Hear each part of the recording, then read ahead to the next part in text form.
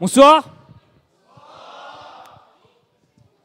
Du coup, moi c'est Francis, comme eux ils le disent là, tout ça.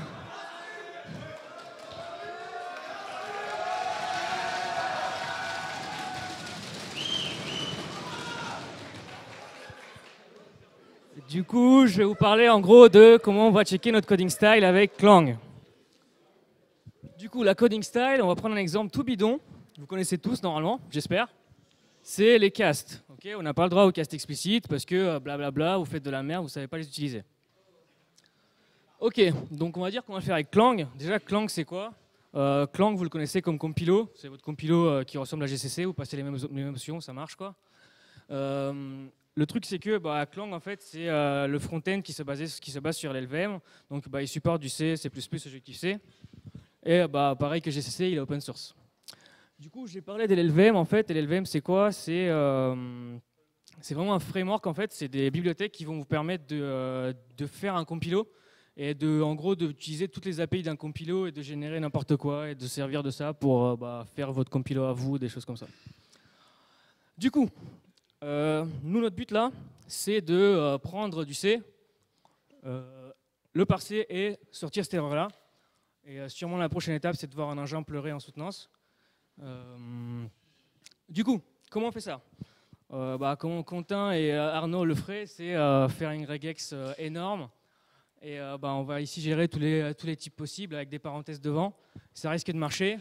Mais du coup, dès qu'on a un pointeur, on fait comment? On gère tous les cas possibles. On va faire un regex un peu plus compliqué, quoi. On a des type def. Donc en fait, dès qu'on voit un type def, pareil, ce type-là, on ne le connaît pas. Donc il ne va pas rentrer dans notre regex. Du coup, on fait un script encore plus compliqué qui va parser tous les type def, qui va garder le nom, en fait. Et c'est pas fini parce que ça marche pour l'instant. Mais si on fait une petite macro qui prend une expression et un type et qui le caste, ce truc-là va en fait caster n en pointeur sur int. Donc déjà pareil, on va pas pouvoir le catcher. Et si on part du principe que ça c'est le préprocesseur qui passe, donc il va expandre toutes les macros, il va expandre aussi nul. Du coup, ce nul-là en fait, il va devenir cast explicite de 0. Du coup, bien sûr que vous n'allez pas passer. Merci. Du coup, vous n'allez pas passer. Vous allez fail en fait. Et votre checker en fait, c'est juste qu'il marche pas quoi. Oui, en plus, le C++, il y a d'autres trucs un peu plus dégueulasses. C'est-à-dire qu'on va pouvoir avoir des types en fait qui vont avoir des parenthèses avec des types blablabla. Ok. Donc nous, ce qu'on veut en fait, c'est pas du texte. C'est-à-dire que ok, le texte, ça marche. On peut faire des regex, on peut faire des trucs comme ça. Nous, ce qu'on veut, c'est de l'information sur le type. C'est-à-dire que si entre les parenthèses, on a un type, c'est un truc, vu qu'on veut caster une variable ou une expression dans un type, on veut vraiment le type. Et en fait, le compilo, il l'a, puisque c'est lui qui parse. Et vu que Clang, on a dit qu'il était modulaire et qu'on pouvait se binder sur toutes ses libs, on peut le faire. Du coup, il se trouve aussi que Clang, il ne va pas appeler CPP, il ne va pas préprocesser et après parser, il va faire tout ça en même temps. Du coup, il va garder plus ou moins les infos des macros. Ok. Du coup, Clang, en fait, lui, en interne, il va avoir une représentation de votre code C. Pour vous, c'est du texte, mais lui, quand il va le parser, il va le mettre sur une structure qui est plus ou moins arborescente, qu'on appelle un AST. Vous en avez bouffé pas mal et vous allez en bouffer pas mal en engin. Du coup, là, notre but, là, c'est de trouver, en fait, qu'est-ce qui correspond au cast. Et c'est vraiment ce type-là, ça s'appelle C-style cast expr. Ça va être des types un peu verbeux. Pourquoi? C'est du C++, c'est tout. On va avoir des trucs qui sont assez lisibles dès qu'on l'a lu une ou deux fois. Du coup, on va voir en fait qu'est-ce qu'il y a dans cet AST et c'est quoi tout ce bordel, quoi. Du coup, premièrement, on va voir la translation unit. Une translation unit, en fait, c'est tout notre fichier. Du coup, c'est tout ce qui est en rouge ici. Et cette translation unit va contenir des déclarations. Ça peut être des variables globales, des fonctions, des choses comme ça. Du coup, la fonction, ça va nous donner en fait des infos sur déjà la ligne. La ligne où elle est déclarée, la colonne, des trucs comme ça, et son type, si jamais on en a besoin. Le component statement, c'est-à-dire qu'à l'intérieur de notre function deck, on va avoir un component statement, c'est vraiment les trucs qui sont en tracolade, et ce truc-là va contenir des statements. Un statement, c'est une ligne que vous allez écrire qui ne retourne pas de valeur. Ça veut dire que ça, là, ou une déclaration, ça va être un statement. Par contre, n, ça peut être un statement, mais ça peut être aussi une expression qui retourne une valeur. Bref. Du coup, là, on descend encore un petit peu, on retourne sur la déclaration de la variable. Et là, ce qu'on voit, c'est qu'on a la var_dec et là, un init. Ok, ce init-là, c'est exactement ce qu'on a besoin. Et c'est là qu'on va arriver sur un cStyleCastExp qui va caster ça en char étoile de un implicit cast de blablabla. Bref. Comment on va faire ça? Donc là, nous, ce qu'on veut, c'est matcher cStyleCastExp. On a dit qu'ici, on avait une espèce de hiérarchie. Ça veut dire que on peut voir toutes ces classes-là en C++ comme des nœuds génériques, donc comme des statements. Du coup, nous, on veut matcher des expressions. Donc, on va faire une fonction qui va matcher l'expression et qui va checker est-ce que c'est un cStyleCastExp. Et si c'est le cas, c'est là en fait qu'on va devoir regarder, bon, est-ce que ce cast vient des headers? Déjà, s'il vient des headers système, on s'en fout, on veut le skipper. Parce que on n'a pas envie de dire hey, ici, tu as ton nul, tu as tous les autres macros qui castent ou des choses comme ça. Par contre, il n'y a pas que ça dans la coding style. Donc, si on veut matcher des statements, par exemple un ASM inline ou un goto, il va falloir rajouter une autre fonction ou rajouter encore un ISA et ça va devenir un truc un peu horrible avec des if, else if. Donc, genre horrible à maintenir avec toutes les règles qu'on a dans la coding style. Nous, ce qu'on veut, c'est matcher des AST, on a dit. Okay, donc, si on lit vraiment, ce qu'on veut faire, c'est prendre un cStyleCastExp et le matcher, sauf si ça vient d'un header system. Ok, Clang, en fait, ils sont super gentils, ils ont une API qui est extrêmement stylée, qui nous permet d'écrire ça comme ça, plus ou moins. Ça veut dire qu'en gros, on va avoir des fonctions qui sont prédéfinies, qui vont retourner des objets, par exemple. Et là, on va dire, je veux un cStyleCastExp, sauf si c'est une expansion qui vient des systèmes headers. Et ce truc-là, ça va être ce qu'on appelle un matcher. C'est-à-dire que ce truc-là, vous en allez avoir plein et vous allez pouvoir les combiner.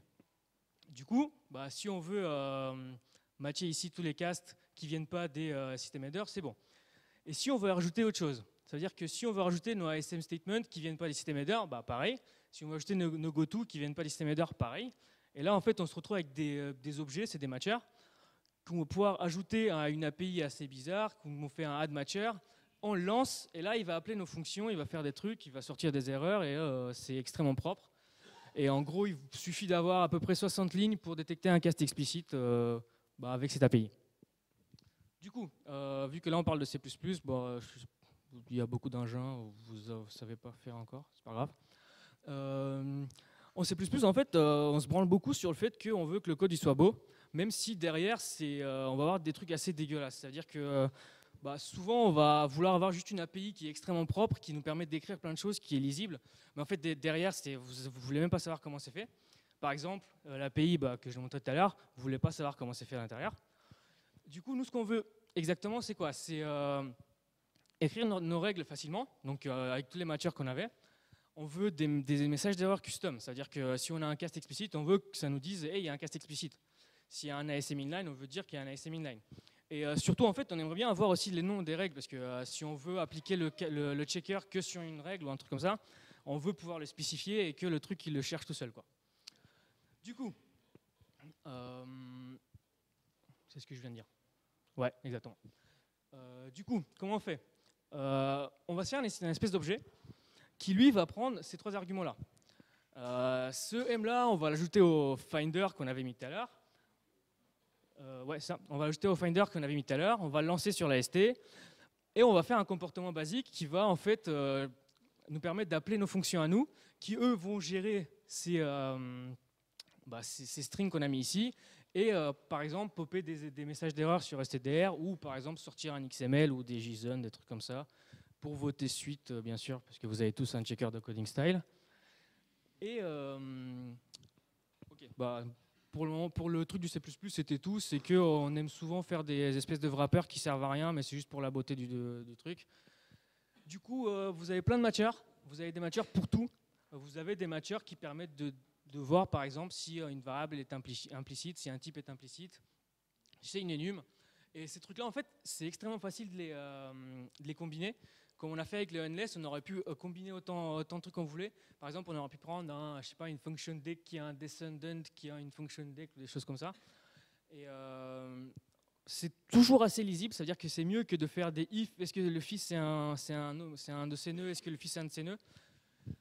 Du coup, en plus de ça, on peut faire nos matchers. C'est-à-dire que leur API nous fournit en fait une API encore qui permet de faire des matchers. Et c'est pas trop dégueulasse, vous allez voir. Et si votre matcher il est simple et qui sert et qui fait un truc qui n'est pas uniquement utilisé à Epita, n'hésitez pas à le commit sur Clang parce qu'il y a plein de gens dans le monde qui s'en servent. Du coup, pour définir un matcher, ce qu'on fait, c'est qu'on a une espèce de macro qui fait STMatcher, on lui passe un type, on lui passe un nom.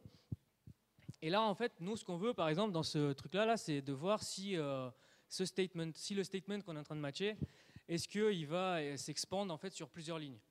Du coup, ce qu'on fait, c'est qu'on va chercher en fait toutes les sources. Donc, le source manager, ici le get source manager, ce truc-là, ça nous permet en fait de récupérer le numéro des lignes et des colonnes par rapport au code source. Donc en fait, comme vous l'avez vu dans le truc qui ressemblait vite fait à du XML tout à l'heure, on avait les infos d'où venait chaque nœud dans la ST et est-ce qu'il venait en fait de la ligne 5, de la ligne 13, blablabla.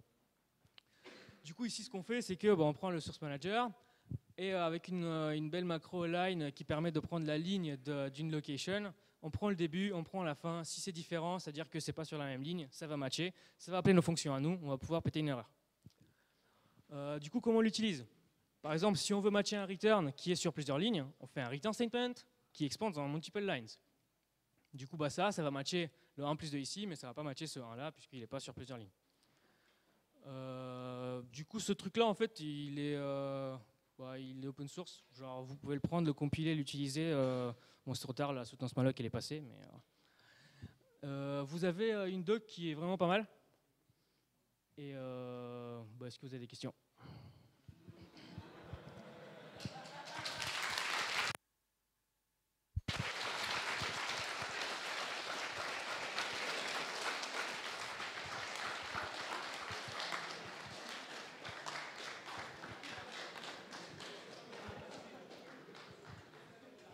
C'est bon? Une question?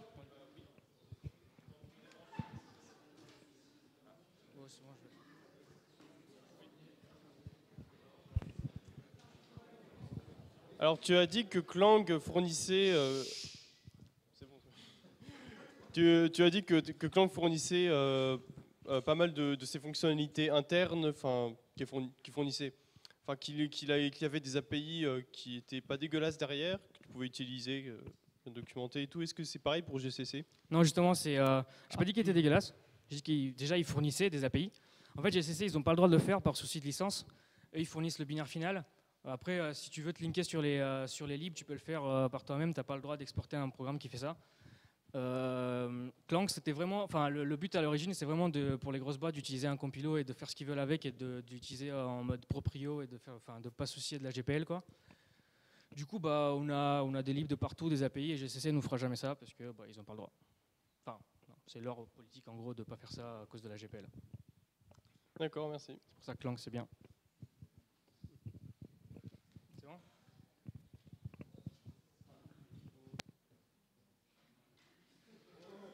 Attends, il a une question,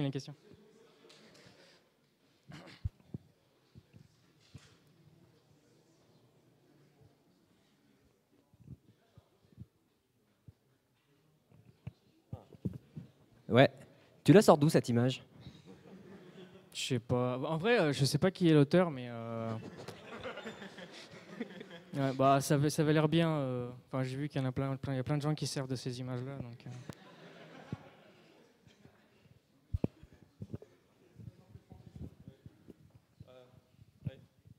Je voudrais savoir ce que les accus pensent des mèmes sur le Way.